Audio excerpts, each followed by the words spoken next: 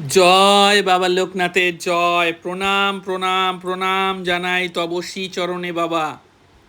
জয় বাবা লোকনাথ, জয় কৃপাসিন্ধু পরম দয়াল বাবা লোকনাথের জয়। দাদা ভাই নমস্কার। হ্যাঁ নমস্কার। আমার নাম সপ্তর্ষি চক্রবর্তী, থাকি কিষানগঞ্জে। বাবা লোকনাথের অলৌকিক কৃপার কথা কি আর বলবো দাদা ভাই। আজ থেকে প্রায় বছর 10 পূর্বে এক মেলাতে বাবার ছবি আমি প্রথম দেখি। বেশ অবাক হই যখন দেখি বাবার পায়ের নিচে কি যেন লেখা রয়েছে। কৌতূহলবশত ছবিটি হাতে নিয়ে দেখা শুরু করি। দেখি লেখা রয়েছে বাবার সেই চিরাচরিত অভয়বাণী, রণে বনে জলে জঙ্গলে যে যখনই বিপদে পড়িবে আমায় স্মরণ করিও, আমি তোমাদের রক্ষা করিব। লেখাটা পড়েই যেন সারা শরীরে এক অতি অদ্ভুত শিহরণ খেলে যায়।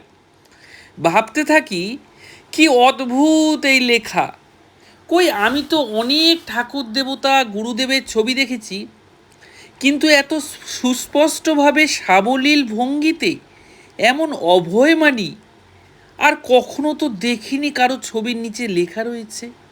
সাথে সাথে ছবিটা কিনে আমার পড়ার টেবিলে এনে রাখলাম। প্রথম প্রথম পুজো করাটা শুরু করিনি, শুধুমাত্র দুবেলা প্রণাম করতাম বাবাকে। কারণ এটা বুঝতে পেরেছিলাম যে এনার মধ্যে এমন একটা কিছু আছে যা অন্যান্যদের মধ্যে নেই। এরপর একবার বন্ধুর সঙ্গে এক ভয়ঙ্কর বিপদে পড়ি। বন্ধুর দাদার কথায় একটি বাড়িতে টিউশন পড়াতে যেতাম। বাবা আমার একটিমাত্র মেয়ে, পড়াশোনায় বেশ ভালো। তো একদিন পড়াতে গিয়ে দেখি ও একা, বাচ্চা মেয়ে, ক্লাস 8-এ পড়ে মাত্র। তাই একা পড়াতে থাকলে যে অন্য কোনো অসুবিধে হতে পারে তা ভাবতেও পারিনি আমি। তবে সেদিন মেয়েটি এক অপ্রীতিকর ঘটনা ঘটাতে গেলে সেই মুহূর্তে ওর বাবা মা চলে আসে এবং মেয়েটি আমার ওপরেও উল্টো দোষারোপ করে।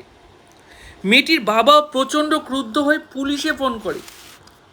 অবস্থা বেগতিক দেখে আমার জীবনে সেই প্রথমবার আমি বাবাকে স্মরণ করে বলি, বাবা তুমি তো সব দেখেছো যে আমি কোনো দোষই করিনি। অন্যায়ভাবে এই বাচ্চা মেয়েটি আমাকে ফাঁসাতে চাইছে, তুমি আমায় রক্ষা করো বাবা। এর কিছুক্ষণ পর সত্যি বাড়িতে পুলিশ আসে, কিন্তু আমাদের সকলকে অবাক করে দিয়ে পুলিশ অফিসার বলেন মেয়েটির বাবাকে, এই বয়সে মেয়েদের বাড়িতে একা রাখতে নেই, সেটা বোধহয় জানেন না। আর মা, তোমাকেও বলি এসব করছো কেন? আমি জানি যে তোমাদের এই বয়সটা ভালো নয়, এই বয়সে এমন থ্রিলিং কিছু করতে ইচ্ছেই করে, কিন্তু মা তুমি ভেবে দেখো এভাবে নির্দোষ কাউকে ফাঁসিয়ে দেওয়া কি ঠিক কাজ? এইসব বলে সকলকে অবাক করে এবং স্তম্ভিত করে তিনি চলে গেলেন। অথচ আমার দিকে তাকিয়ে কেমন যেন একটু হেসে গেলেন যাওয়ার সময়। পরে আমি উপলব্ধি করতে পেরেছিলাম দাদাভাই, সেদিন সেই পুলিশ অফিসারটির মধ্যেই স্বয়ং বাবাই এসেছিলেন। তাই তিনি এত অদ্ভুতভাবে অলৌকিকতার সাথে আমাকে বাঁচিয়ে দিয়ে গেলেন।